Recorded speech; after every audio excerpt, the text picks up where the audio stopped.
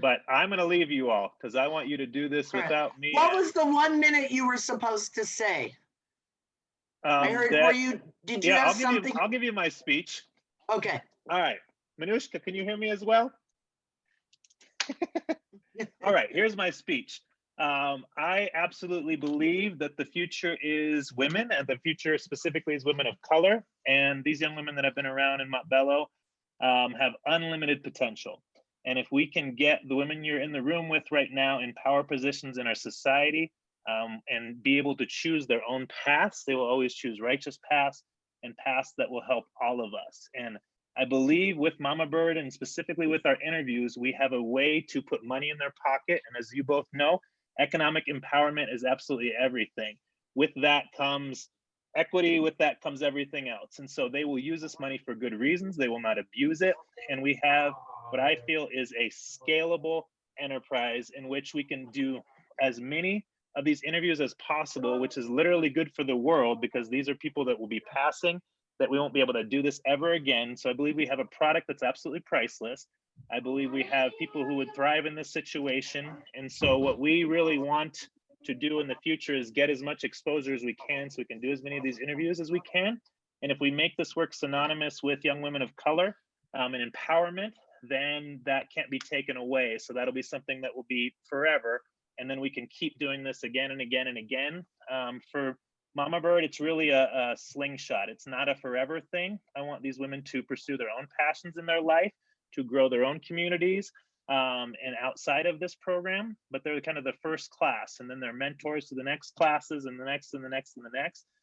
So what you are going to hear about is something that I think is remarkable. These women are remarkable. And as you know, this is just the tip of the iceberg, right? I can name hundreds of amazing young women that I've interacted with, and there's, you know, billions, literally billions in the world. I think this could be something that could be global. So that's, I know, Lauren, you're a big thinker. I listened to your podcast and those mountains you talked about, and I'm shooting for those mountains too. What podcast did you listen to? One of your board members. One of your board members had you. Oh my gosh, that was a long time ago. Okay. Yes. Well, you're still doing good work. Huh? Probably Cammie Gilder. Cammie, yeah, it was Cammie. Yeah, it was a while ago. Worth the listen. And I really want to, again, empower by getting out of the way. So my goal is for them to be running love the you. show. So Gotta go. Bye-bye. Bye-bye. All right. Y'all begin however you would like. I can start by introducing myself. So my name's Ariana Proctor. I'm currently at CU Boulder, and I'm studying journalism and media production with a minor in leadership studies. And so in my short life, I've kind of overcome a lot that has led me to be where I am today. And so I've kind of I'm proud of the hard work I've put in to be in a position to be in college. And I want to thank you for taking your time out to meet with us because it means a lot. We know you're busy and we really value your time. And so, yeah, like Clark said, we've all read and listened about you and think you're really amazing. And so we just want to talk to you a little bit about Mamabird and how we're all about women empowerment.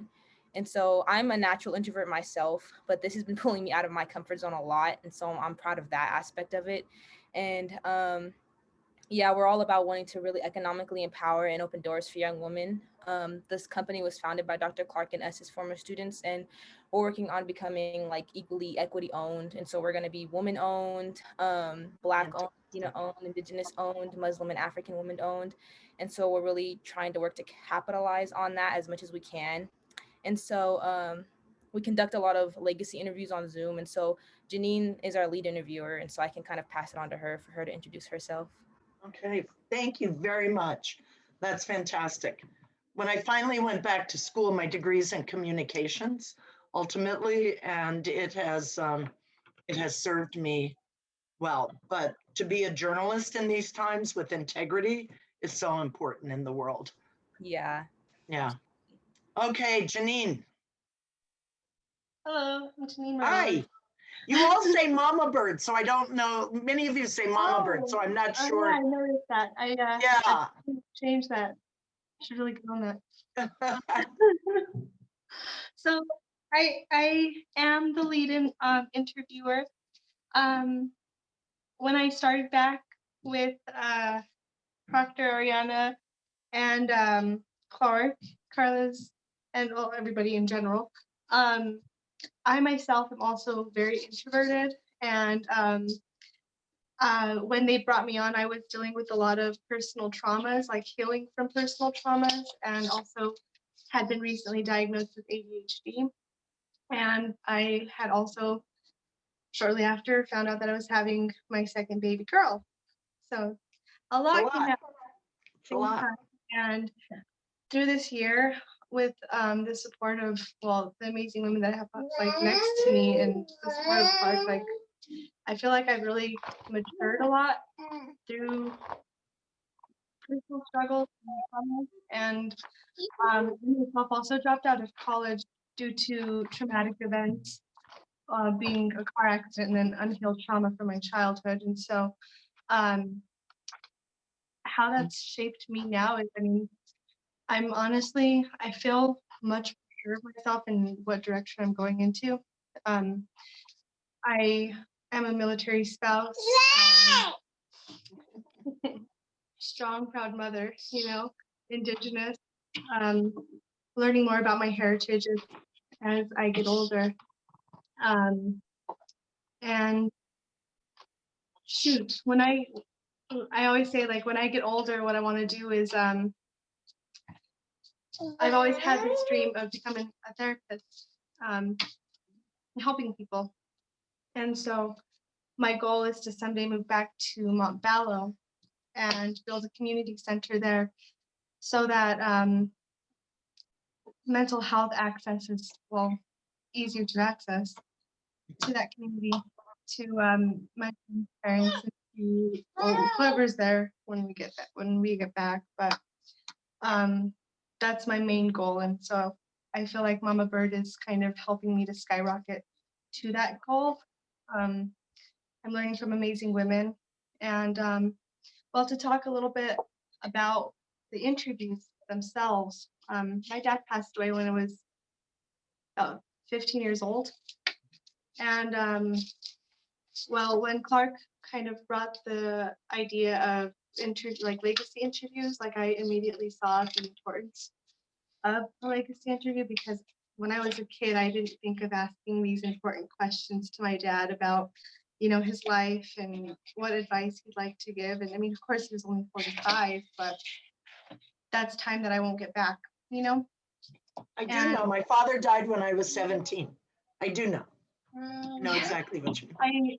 I listened to the podcast as well, and I remember you mentioning that and how that kind of shaped, I mean, like trauma at such a young age, losing somebody so important, and that shapes your world, you know?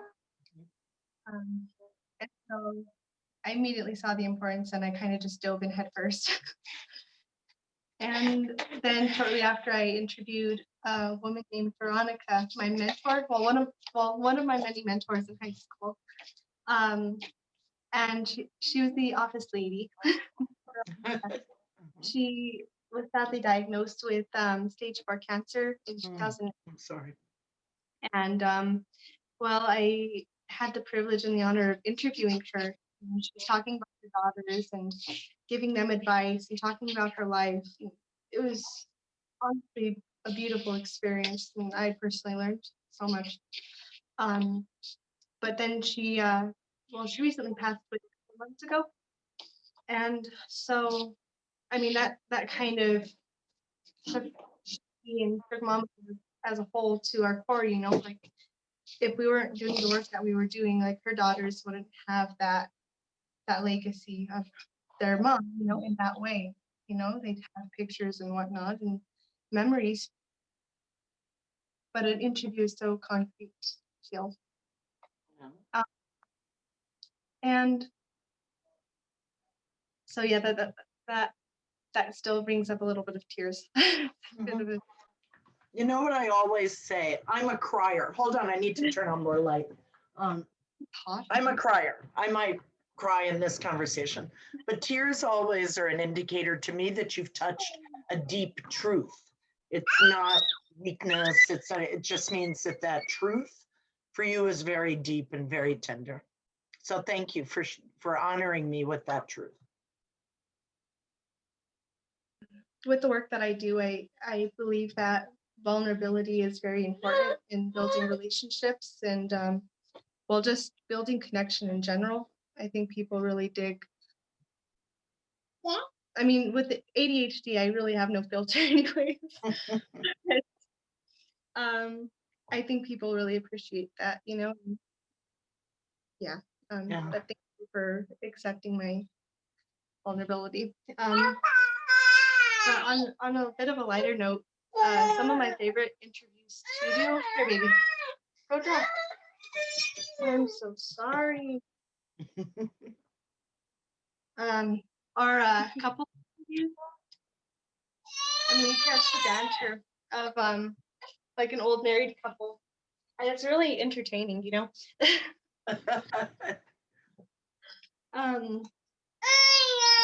Hey, she's being a bit ornery right now. I mean, she's baby, so She's that's fine. She's she's fine. You want to be a part of the conversation? That's okay, baby. Hi.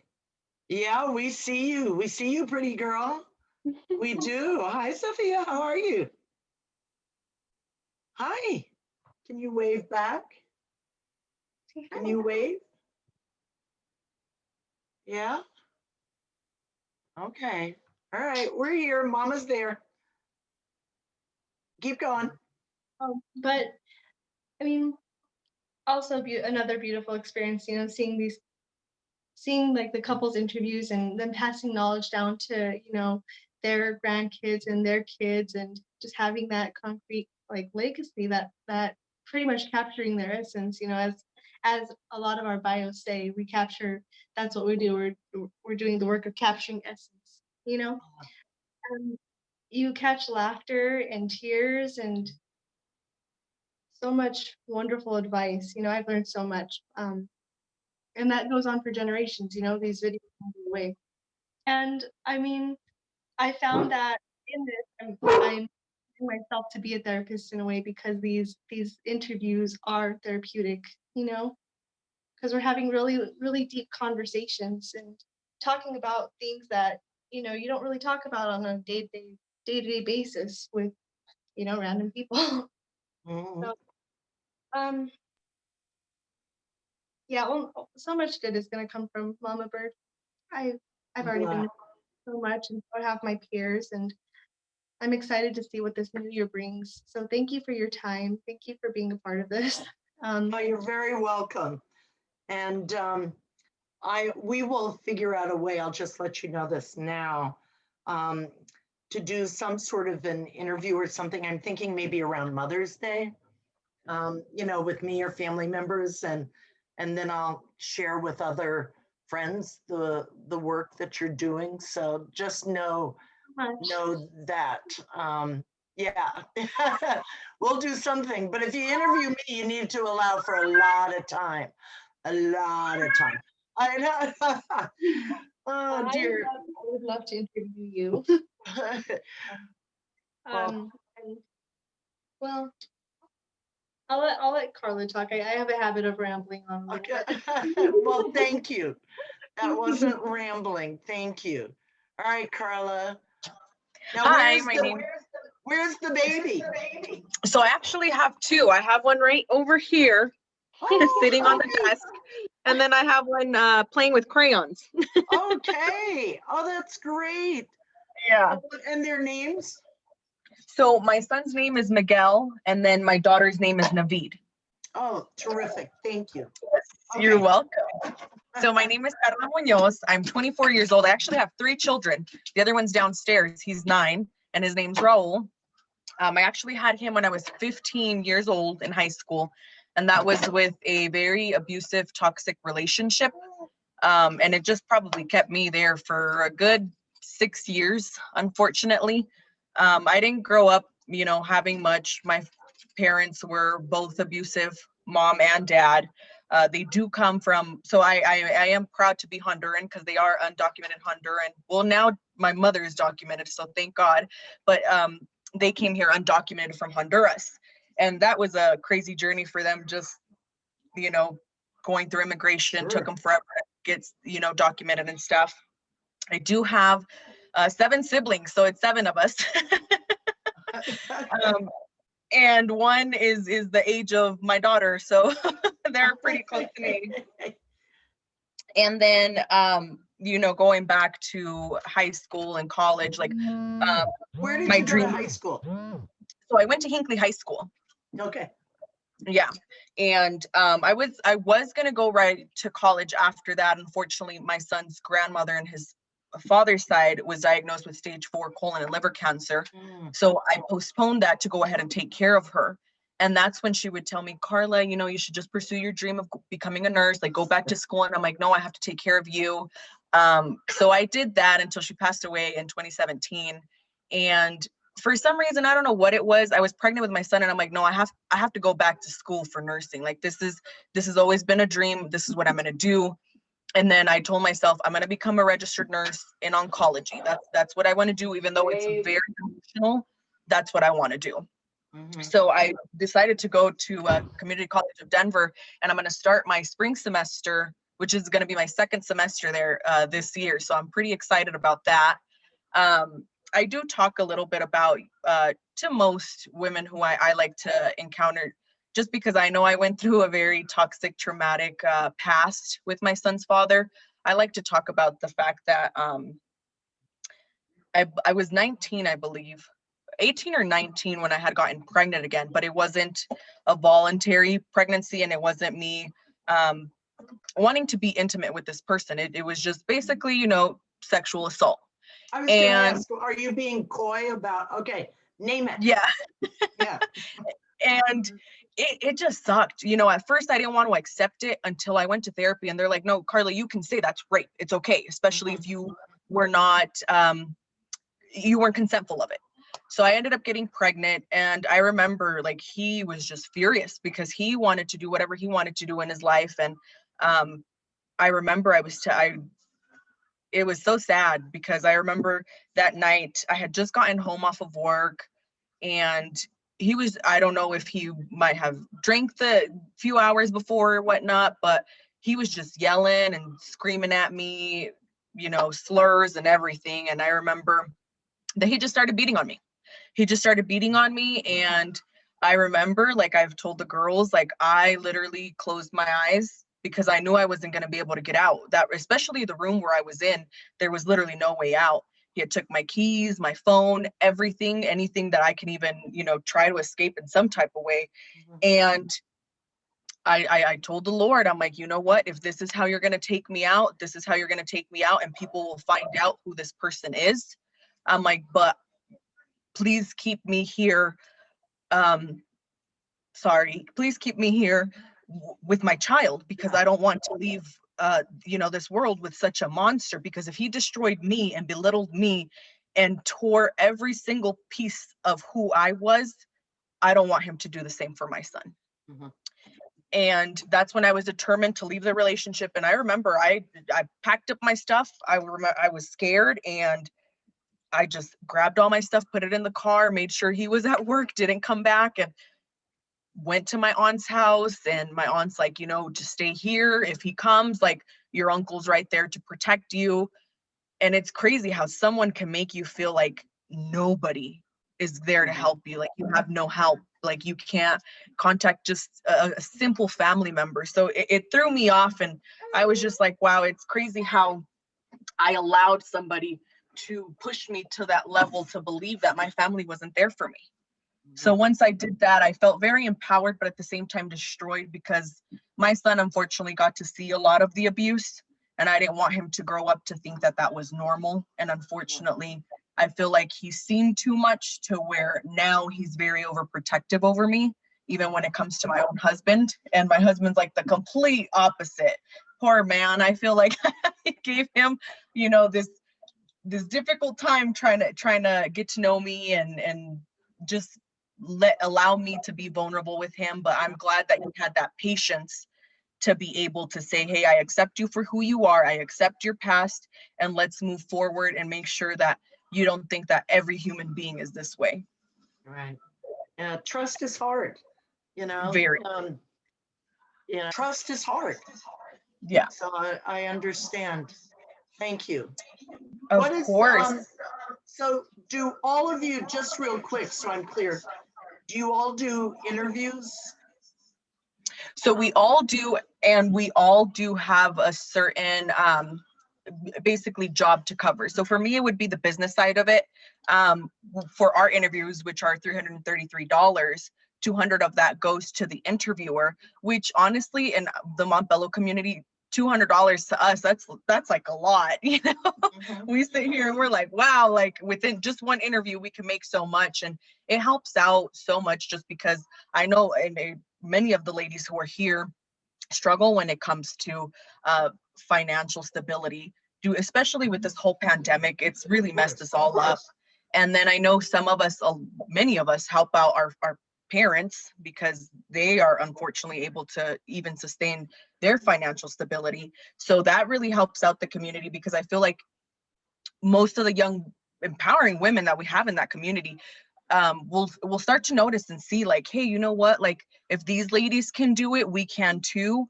And hopefully it starts to give our young women of color some type of stability, so that they at least know, like, hey, you know what, maybe my part-time job isn't enough, but at least I have these interviews set up, and it'll give me some financial stability to still be able to pay for what I need to pay for, in order for me to still be able to, you know, for example, live in this apartment, or be able to go get some groceries, or help out my parents with whatever, you know, bills that they need. I don't know. Thank you, Carla. Thank you very much. I want to make sure I hear from each of you as well. And we'll probably go until 5. Originally, we were saying a half an hour, but that's not going to work. We're going to need an hour. That's real clear, at least. So let's shoot for 5. And then I want to make sure I understand how Mamabird works as well. So tell me, as each of you come on, tell me your role as well. Carla just said she does business, you know, interview. Tell me that. So who goes next? I go next. Okay. My name is Sarah. I am a freshman in college, but credit-wise, I'm a junior and I should be able to graduate next year. So I graduated high school last year, but I'm graduating college next year. Where did you go to high school? I went to high school at Noel Community Arts School. Some people just call it Montbello High School. Okay. Yeah. I also have 7 siblings. I came to America when I was 6 years old. My parents are from Somalia, but we took refuge in Kenya. So I was born in a refugee camp. I don't remember like most of it, but my parents talk about how like horrifying it was, and how malnutrition we were, and how they had to like go begging for sugar and stuff, and like and all of that. So for a long time, I feel like I owe this duty to them and everyone around me. But all the time I've been told, like, you're a girl, like at the end of the day, you're gonna get married, have kids, and your husband, like, you'll be your husband's problem. So for the longest time, I kind of, sorry for the background. For the longest time, I kind of didn't really try until I got into middle school. And then I realized I choose me, and it doesn't matter if people think I'm a woman and I can't do it. So I always wanted to show my parents that I could be the son that they never had. But at the end of the day, the attention always went to my brothers. So we constantly had police officers at our house. There were moments where we thought my brothers were dead. And I would stay up each night during like 8th grade, make my parents searching for my brothers, and I'll be taking care of my little siblings. So I acted like a second mother my whole life, and I continue to. Right now I'm on break, but I wake up early to make sure my siblings are on Zoom classes and that's ready for them. So yeah, there's been a lot going on in my life, but with Mamabird, I've learned to kind of take power of it. I've never met Muslim women who are like in college or in politics or any representation, but with Mamabird, we do mentorship interviews, which aren't paid interviews. And with those interviews, you talk to someone with a similar background as you, whether that's in the career field you want to go to, or simply where they come from. And I've met a couple women, and they're so amazing. And with that, I've gained hope. I'm the first in my family to go to college, and meeting other Muslim women who've gone to college and who have to face the same things as me, and constantly being told like, you're gonna get married or this and that, has really helped, because I'm like, that's not all there's to life. There's like way much more, and I don't need a husband or a man to like fulfill my life, that I can still do it even if my parents don't think so, or people just see, oh, she's just another Muslim girl who's gonna get married. But yeah, with that, we have an internship program, and with this internship program, I've been able to be a mentor, and which is kind of new to me, but also I'm really excited for it. I was in an interview for like 4 hours with one of the interns, and I was able to talk to them. And where's your internship? Mamabird has an internship program. I've done internships when I was in high school at the Denver Museum of Nature and Science because I wanted to be a biologist. But now I'm majoring in anthropology with a minor in human development. I'm not clear on what I want to do with my life. I just know I really want to help people, specifically immigrants and families and young women. So I'm trying to like take use of the different programs my school has, so that way I can, you know, connect to much as well as I can and help people along the way. But yeah, Mamabird has an internship program with Northeast Orly College. So we have high schoolers. I think we have 5 interns total. One of them is here with us. Her name's Lorena. And they're really amazing and they help us every way they can. In Mamabird, I do interviews. I also help out with like anything else that needs to be done, whether that's making phone calls, sending out emails. I also do a lot of mentorship interviews to help, you know, promote that side of our business. And that's what I mostly do for Mamabird. Thank you. Thank you so much, Yasira. Next. Okay, my name is Ali Martinez. I just turned 20 in August.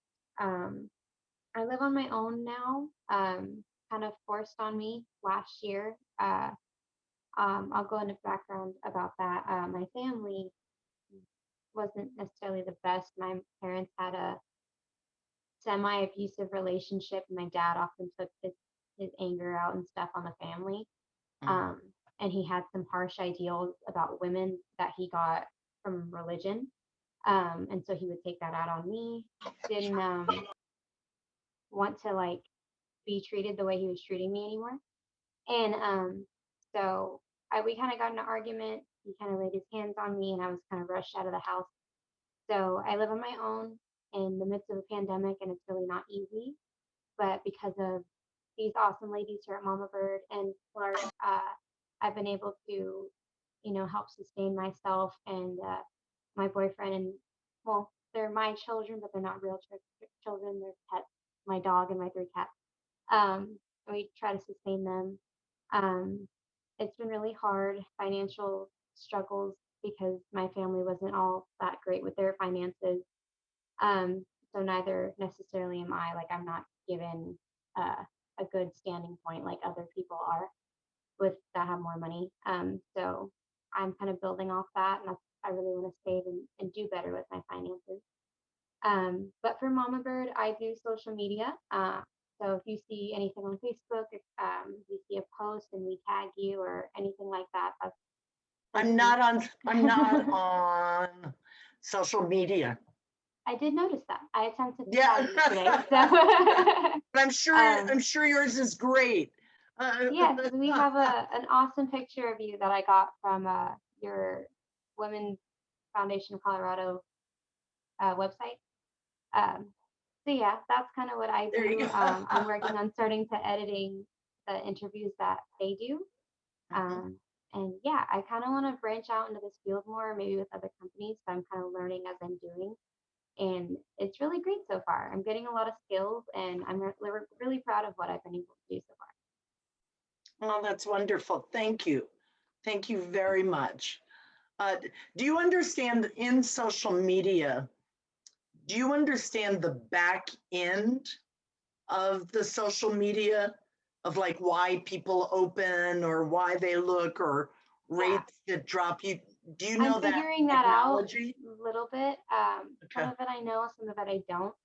And I know that when you make a page on like Facebook, for example, it gives you that background information. So it'll tell you if you're having people look at a certain post more or not. And I'm really trying to pick up on that. So yeah, like I said before, it's a bit of a learning process and I'm learning as I go, but I definitely have more knowledge than I had previously. I'm going to make a recommendation based on what Lauren said. I literally just saw it this week. It's called The Social Dilemma. It's on Netflix. It's a deep dive into the evolution of social media. And I think that if that's your area of interest, I think that that would be a really great documentary for you to watch. So yeah, my eyes popped out of my head. It's really good. It's really good. Awesome. Thank you for that. I just wrote that down, so I'll give that a watch later. Thank you so Okay, much. back to fly on the wall status. Thank you so much, Thank Lorena. Okay. Wow, I'll thank you. try. I'll try to get through my introduction a little bit faster for the sake of time. But hi, my name's Lorena Medina. I'm 17 years old. I am a senior year in high school, and I'm also the lead at Northeast Early College. Okay. So a part of the internship program here at Mamabird. Okay. So and I was gonna say that I'm the lead intern here at Mamabird, so I'm kind of like in front of like all the interns, so like managing them as well and working with them. Also, my mentor is Carla, so I work alongside her as well. And yeah, so to begin, after high school, I would like to pursue a career in business, and more specifically, right now I'm interested in accounting. And I'm currently working as an accounting apprentice at Home Advisor. It's a company that connects homeowners and service professionals for any renovations or home projects. And oh, you're kidding. No, I'm really, yeah. We might have to talk after. I have a thing that needs to be done. So, okay. Yeah. So this program extends for like 3 years. I'm currently in my second year. So I have the great opportunity of having my first year of college being paid for the program. And so, yeah, I have really enjoyed all the things that I've learned so far in accounting. But that doesn't necessarily mean I want to work as an accountant like my whole life. I don't know if you know, but I'm an introvert, and although I am a very introverted person, I really like to work for people and with people, and I want to give back. And sorry if I'm like kind of cutting off, but I'm reading off my notes. So yeah, I want to give back. Right now, I'm working really actively with my church. It's called Ministerios Casa de Unción. It's a small church, but I'm working with a few projects. The two that stand out or that we've been really diving deep into is the annual toy drive and the food bank. For the toy drive, we raise funds for so we can buy toys and make a holiday meal for low-income families in Mexico. We just did that last December last year, a month ago. And for the food bank, we go and collect food from food distributors that donate us food. And we act as a little mini extension from that. So in our church, we give back to communities in the Thornton/Denver area communities. So I have seen during this time so many families that are blessed because of this, and especially during like the coronavirus pandemic and these hard times. So yeah, now that I am with Mamabird, I know for a fact that I will be like going to impact more lives than I have ever imagined. And that's really important to me because I'm such a giving person. I'm so caring, and I really want to just give back my all. I'm grateful because for this little amount of time I've been at Mamabird, I've learned a lot about myself and of what I truly want out of life and what I want it to look like for me. It's helped me to realize that I can be myself, that I can have my own opinions and I can speak out, because for so long I've not had my own voice in fear of offending others or others' views, but I don't want to live like that anymore. I am just, and my opinions matter just as much as everyone else's. And I am grateful for that.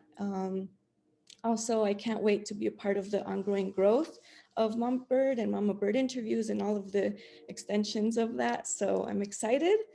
And just to wrap it up, I've always known that I've wanted to work with people, but I never really knew where to start. Like, I mean, I've been working with my church and everything, but just like a career, I guess. And so at Mamabird, I think it's the start of like my career and helping others and just starting to grow and yeah, to grow. But it's also like the start of women empowerment in communities such as Montbello, because I rarely see it like in communities that are so close to me. So I'm really excited to be part of that as well. And also being being the daughter of Mexican immigrants, I was raised in a very family-oriented household and very helping hands. So I've been taught many things throughout my life, but one that I will always keep into my heart is that whenever you're going to give only the very best of yourself, the only best, not the leftovers, not the scraps, the very best. And that's what I plan to do for my life. So Good for yeah, you. that's me. I'm so, everybody just snap, do whatever, celebrate yourselves. Celebrate yourselves. Absolutely. Yes. Yes. Thank you so very, very much. This was exactly what I hoped. And you went, you were more trusting of me than I had even expected. So I thank you. I am grateful for your time. It strikes me that so many of you introduced yourselves as introverts, almost like you were apologizing, like, oh, I'm an introvert, and I am a flaming extrovert, just heads up, flaming extrovert. But the only difference is that if you were to envision a fake fur coat, not a real fur coat, I wear my fur on the outside and y'all wear your fur on the inside. So just think of it that way. Being an introvert means that you draw your energy in a different kind of way. And if I didn't have introverts around me, people around me who weren't more quiet to keep me grounded, I would spin out into the ozone someplace. So I really appreciate those listening skills. How may I be of service to you? So for us, what we want to go ahead and do is we want to reach as many people as we can with Mamabird. One, because obviously this is a great keepsake for family members, but two, because we want to go ahead and let our community know that we're not going to be stuck where, they usually keep Montbello. They have this negative connotation around our community. And we have so many wonderful women of color that all they need is that positive boost to be able to get up to whatever they want to accomplish. And we just want to be able to reach as many of these women as we can and say, hey, you know what? Even though 200 may not mean a lot to somebody, but 200 may mean more to somebody, doing this interview and having this as a part-time job is going to help you reach your goals. It's going to help you. Hey, for example, if FAFSA didn't cover all your tuition, these $200 can go towards that. I want them to know that just because we're seen in a negative way, that doesn't mean that we can't get our community out of there. In Montbello, are you connected to, environmental learning for kids, like that network? Or have you ever heard the name of Angel Souther? Her husband is a pastor for a church, but there's like this Montbello Action Committee. I can't remember what Montbello, is it MOC? But there's this whole Montbello organizing. Does this sound at all familiar to you? Any of this? Sorry, it kind of does. It's very familiar just because I know one of my former teachers actually from Montbello, is Janet Damon. Okay. Seems like, Manushka, you know her? Yes. She's an amazing advocate for Montbello, so I'm pretty sure she's connected with them. Yeah, there's this, and they are getting, they're really developing a strong action plan and network. This group, Manu, remind me, Angel Souther is the person I want to make sure Dan connects to. And she works at Urban Land Conservancy now, I believe. She used to be at the Denver Foundation with me. And the Denver Foundation funds them as well.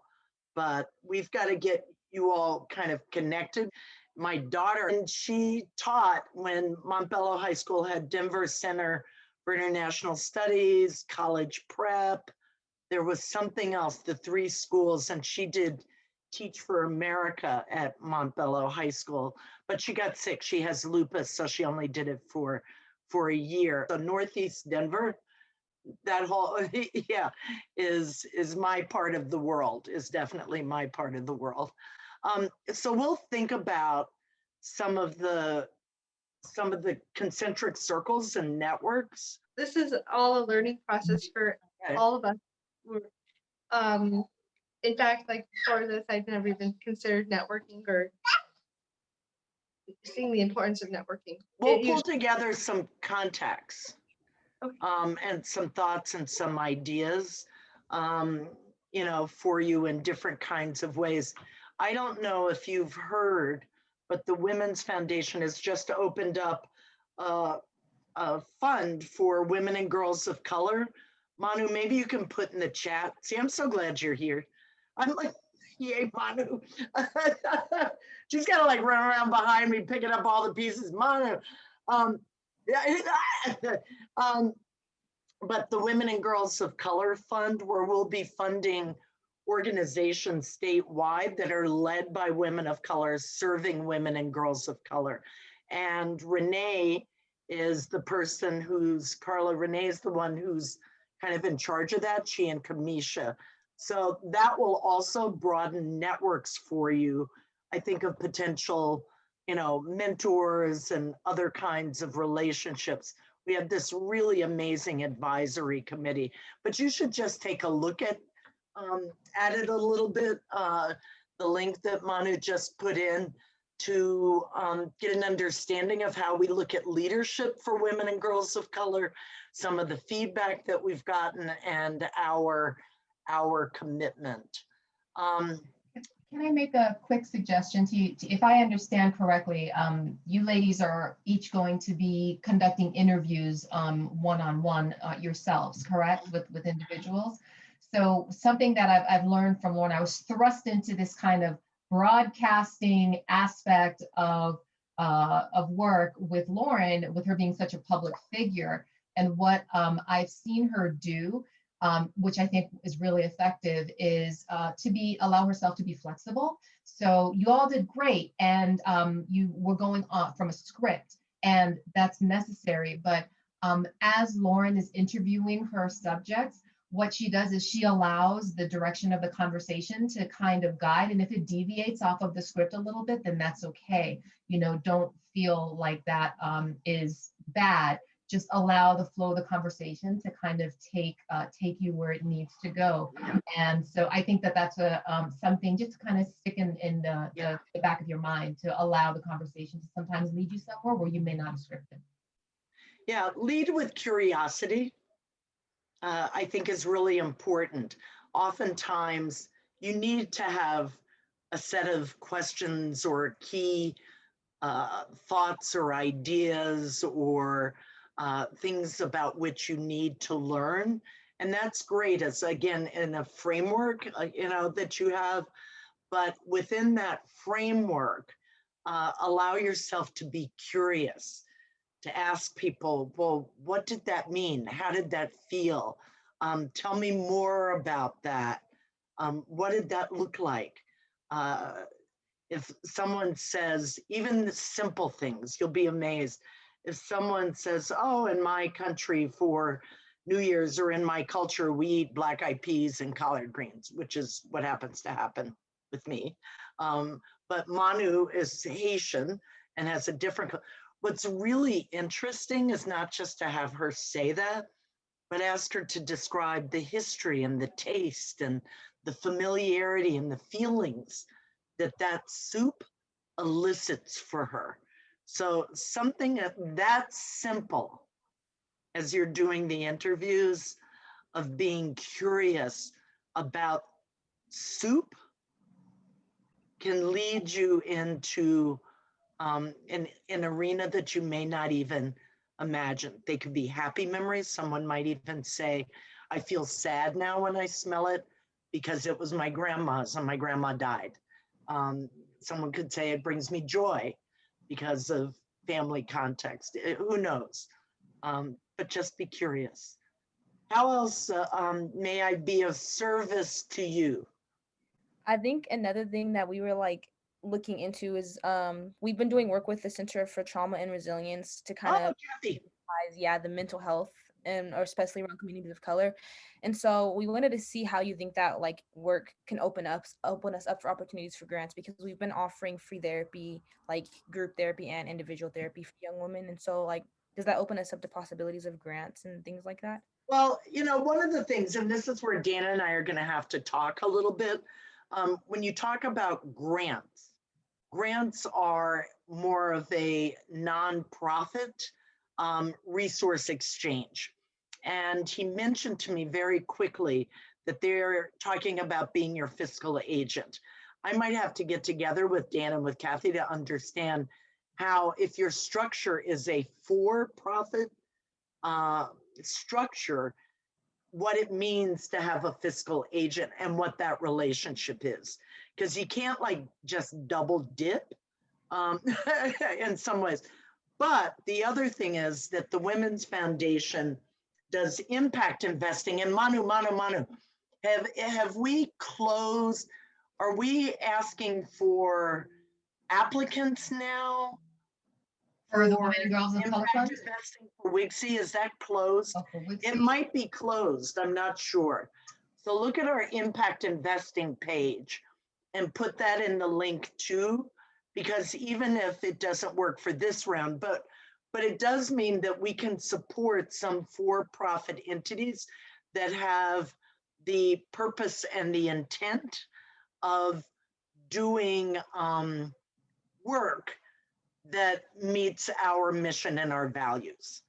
And then that becomes an investment instead of a grant. So I got to get a little bit more clarity about what this structure is. But to answer your question about mental health, I am a strong proponent of mental health and behavioral health. The way I first heard about Dan, as a matter of fact, Kathy connected me to Mamabird because I was at the center getting acupuncture in my ears to calm me down, like settle down, girl. So one way to get someone's attention is to put 10 needles in their ears and tell them what you want them to do. So Kathy put 10 needles in my ears and she said, I want you to connect with Mamabird. I was like, okay. The reason why I flunked out of college, just real quick, is when I was 16, I was violently sexually assaulted in another country and I was alone. And I was on crutches and I didn't speak the language, like all the things. I was the perfect target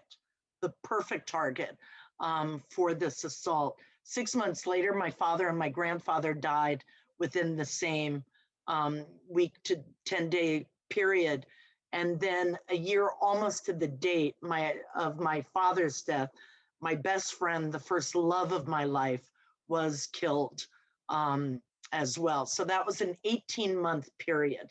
I tried to continue to go through school. I was embarrassed and ashamed to say that I was having a really hard time. I knew I was having a hard time, but I didn't know how to ask for help. And ultimately, it wasn't until I sort of stopped going to class. And no adults, you're so lucky to have a community. I didn't have a community that I trusted to be vulnerable. So I missed 1 week of class, then 2 weeks, then 2 months. And then, you know, just gradually they were like, you're out of here. So I literally flunked out of college is what happened. And I went back later on, but it took me about 7.5 years to get my BA in communications at CU Denver downtown, was where I ultimately graduated from. But if there had been an adult, a community of trust such as you have, if I had known how to ask for help, if there had been a therapy community that understood trauma, I didn't know the word trauma. I didn't know the word depression. I didn't have the language to even ask for help.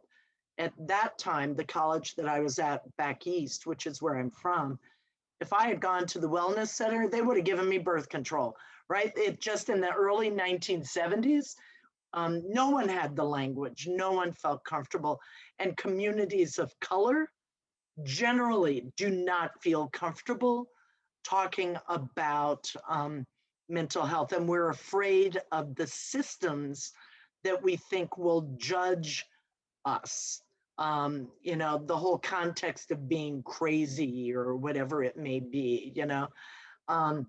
So ultimately, I found a great therapist, and I went on my healing journey. I continue to do therapy, not necessarily week to week anymore as I did at one time, but I have like little check-ins. I call them like tune-ups. Like if you're going to change the oil in your car every 3,000 miles, right? Can't you at least spend a little bit of time, you know, sort of tuning yourself up and cleaning that oil and getting the cobwebs out. So to this day, I continue to do that. So Ariana, that's a long answer to say that I think that that CTR is a wonderful place. I love the holistic, whether it's the needles in your ears, whether it's talk therapy, you know, they have so many tools and options in an understanding of the context, in particular of people of color, that healing and that investment in our mind, the same way we would invest in our bodies or in our clothes or in our car or whatever else it might be, I personally think is invaluable. So right on. That partnership is invaluable. I don't understand the structure right now that y'all are talking about, but offering and exposing therapy to our communities as a gift, it's a gift. It's not a weakness, it's a gift, is something really extraordinary. I also believe, although they don't call themselves therapy, but if you're going to think about 12-step groups, right? Simply being in a support environment where you can tell your truth and nobody will judge you. In a 12-step group, they'll just say like, thanks for sharing. They don't offer, but yet you might end up with a sponsor, but just to say it in and of itself, to put your truth out there in a safe and trusting environment. But if you can have someone really guide you toward the healing journey, it makes a huge difference. I might not have flunked out of that if I had found that, if I'd had that, if I had had women around me like you. I didn't have that.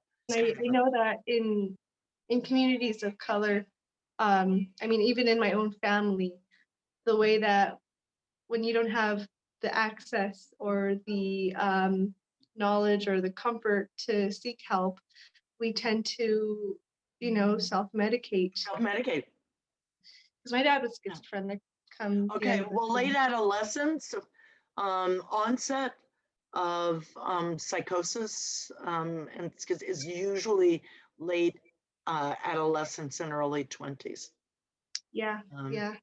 So. As I've learned now that I'm an adult, and but the self-medicating that I see in my own family is horrific, and in our community in general, that really is what pushes me to really pursue mental health. It's an issue, and during the pandemic, people joke about the day drinking or whatever, and usually when people joke about some things, it's usually a little bit more serious than they're laughing about, that's going on, and that's the stress, the isolation, the self-medication that's coming up.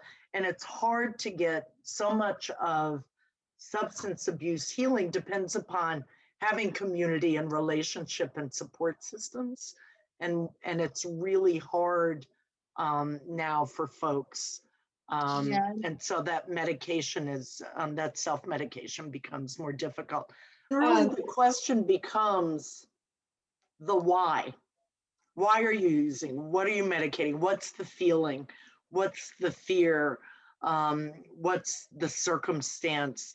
And Yeah, so it really does become the why. But the rate of substance abuse under the pandemic, the accidental alcoholics or whatever, is a significant issue, because mental health, as a result of the stress, is also fraying in some ways. And then if you add on top of that George Floyd, like yesterday, like yesterday, you know, it becomes really tough. So we can't judge those who, it's not about judging those who may be self-medicating. It's how do we provide the alternatives, and how do we provide them with the support and the conversations and the self-reflection and understanding that they need, so that they don't have to rely upon that numbing mechanism. And in some I way. feel like the trauma and resiliency, well, our partnering with them, it came at the perfect time. I mean, of course, when we started reaching out to people to come and join, like a lot of people were still very wary of, like, I don't think this is for me. I don't have the time, you know, and when really it's an investment in themselves, you know, and on top of that, the grant money that goes towards these individuals, you know, and the mentorship, you know, but it's like mental health is still so stigmatized, and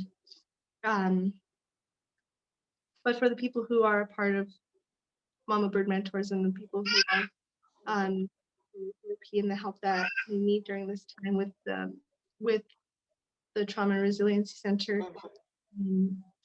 I think the next time that, like, the next group will be bigger, you know? Yeah. Bigger. Exactly.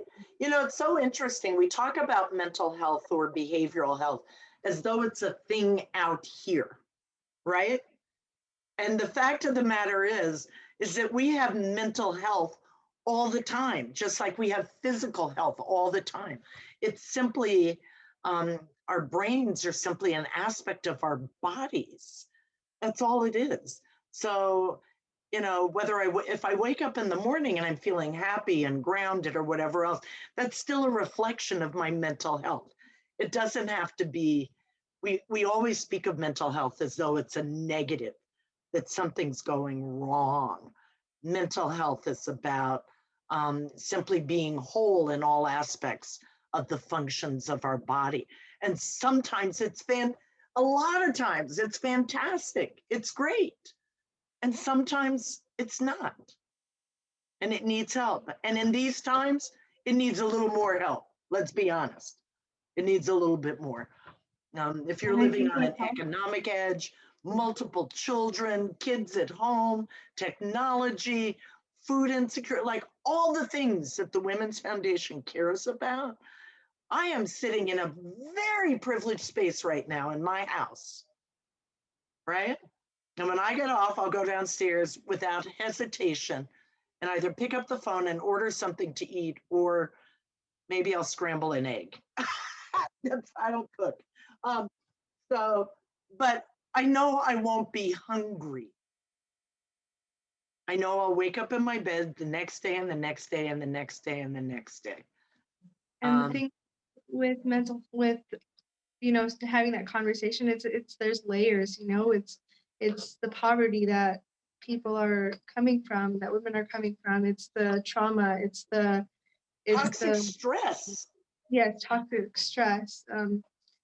There's just so many different things that, like, underneath this umbrella of health, you know, and making sure that people are at their whole, you know, in not like feeling scared or worried about where their next meal is coming from or how they're going to make rent. And with Mamabird, like, of course, we're not making enough money right now at the time to like for example with Allie, she is struggling with making rent, and I mean, even with my right now, we're not making enough to help her completely, but we are making help. But at some point, we will be at to make very dramatic differences, economic difference in people's lives. And I mean, that starts with interviews and getting the word out there, you know? Yeah. And so that I can help you do. That I can help you do. And we can start thinking about starting with me doing an interview. And then once I have an experience, again, just like I needed to see, then I can say to other people like, oh, people that I know care about women and girls. Then I can say, yeah, this is what I did, and this is what I loved, and this is what it felt like, and all of that. So I will absolutely do that. I talk all the time anyway, so I might as well talk about y'all, don't you think? Yeah, I mean, after you fell in love with our process and with our interviewers, and you know, I'm sure you already see the importance of like capturing somebody's legacy, you know, and yeah, you know, once you have something tangible to show your friends and your family, like, yeah, I did this, like you guys should do this too. Yeah, I think exactly. If it would be okay if you brought a group of women together who are, you know, leaders, mentors, people that we can learn from, and also not just, you know, interview, but learn from. Yeah. Well, I can think of folks who might be able to do both, you know, to be honest. And Manu, remind me the Latino Leadership Institute and the African American Leadership Institute. You know Ryan Ross's program as one, and then the other one being the Latino Leadership. And then Erin Yashimura has started another program. I just need you to make notes so I can follow this up. She started an Asian leadership group when she was running Dragon Boat Festival. Problem is that I think about a lot of stuff real fast and then I forget. So be really glad that Manu was here, because otherwise I'd be like, what did I say? I don't remember. Well, I know you all have kids and, you know, things that you need to do. This is a beginning of a conversation for us. I am glad to get to know you and to spend time with you. I do want to dispel, and I hope I have a little bit, you know, Dan's whole thing about like, oh, Lauren Casteel, like, take that with a grain of salt. Take my resume with a grain of salt. It's just life. It's just life. And I've been lucky in a number of ways to have found a career that is my natural space. I've been very lucky for that. But I got fired from my first job after I flunked out again. Like, life happens. It's what you do with those experiences and the community that you build. My daughter has lupus. I am going to give you, who was it? Who's the artist? Somebody said something about School of Art. Somebody said something about art. Who was it? Majority of us attended no community art school. Okay. Manu. Wait, I have an idea. I'm going to put in the chat, but I'm going to share this screen real quick. Can you see this? Jordan Cass, can you see that? Okay.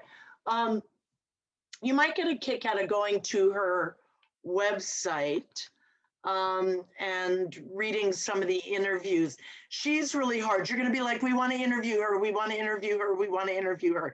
Jordy is really, really, really, really hard to get, but maybe we can do something as a family. I don't know. So I'm not making, but if art is a passion of yours, Jordan graduated East High School. She's the one who did TFA at Montbello. And there are all kinds of videos and all kinds of stuff about her on this website. And she painted the cover of Vogue. And you want to hear something kind of funny? So this is the entertainment. This is the entertainment phase. Let me find, wait, maybe it was there. Let's see. Let me go down. But I'm going to ask you if you knew that you were going to be, if you knew that you were going to be photographed by Vogue, what would you do? What would you do to prepare or whatever? Just call it out. What would you do? You knew the photographer who photographed the cover of Beyonce for the cover of Vogue was going to come and see you. What would you do? Shout it out, guys. Come on. I'd probably educate myself about the photographer for sure. That's interesting. Okay, keep going. I probably prepare with poses, outfits, self-care, make myself look good. That's usually the first answer. I gotta say, the researching the photographer is not usually the first answer, but that's interesting. But that self-care is usually the first answer that comes up. Some folks will just say, some young women will just say, like, straight up, I'll go and get my nails did, right? Like that's first Black photographer who photographed. He told her he was going to come to her apartment and photograph her.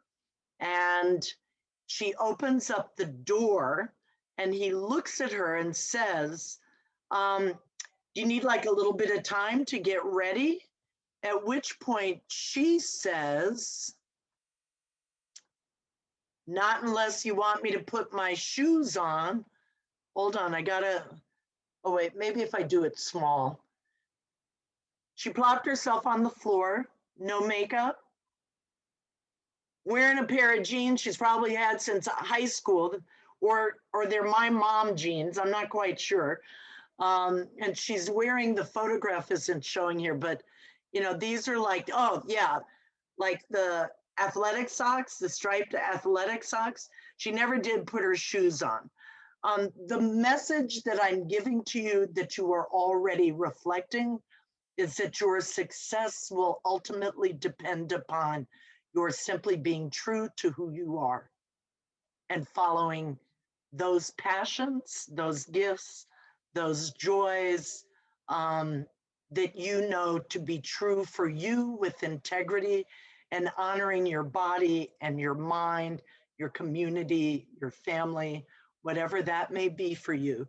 But my kid is this, there she is in Vogue. And they did there's another story about her. They did a 6-page layout about her in a previous issue of Vogue, not this one. And that was when they actually took the photographs. So that's the moral of the story. But you can look up Jordan. Her journey has also been complicated because of the lupus, and she didn't go to art school until she got her MFA. So just read some stuff about her. She went from painting in her bedroom, painting her students in Teach for America, making stuff, to then going on and getting her master's in fine arts, and had to learn, was told that she'd never make it. The other students told her she'd never make it. She'd never built a canvas. She hadn't learned the techniques. She hadn't done any of those things. And like you, she didn't accept no as an answer. And it was hard. And it was hard. So there you have it. Thank you so much. Thank you. You're welcome, Miss Lorena Medina. Thank you. That's actually really inspiring. Lorena, I have no span. I can't, but you say your name so beautifully. Each one of you. Ooh, wait. No, I won't do that. It'll take too long. Saying your name is one of the most important things that you can do, is to say your name, okay? And if you can, get other people to say it the way you want them to say it, but regardless, you say it and you claim whatever ancestor or story or whatever it is that's a part of that name. And if you name yourself, whatever it is, but you say your name. All right, gotta go. I think I'm down to scrambling eggs tonight, Manu. Maybe a can of soup, I don't know.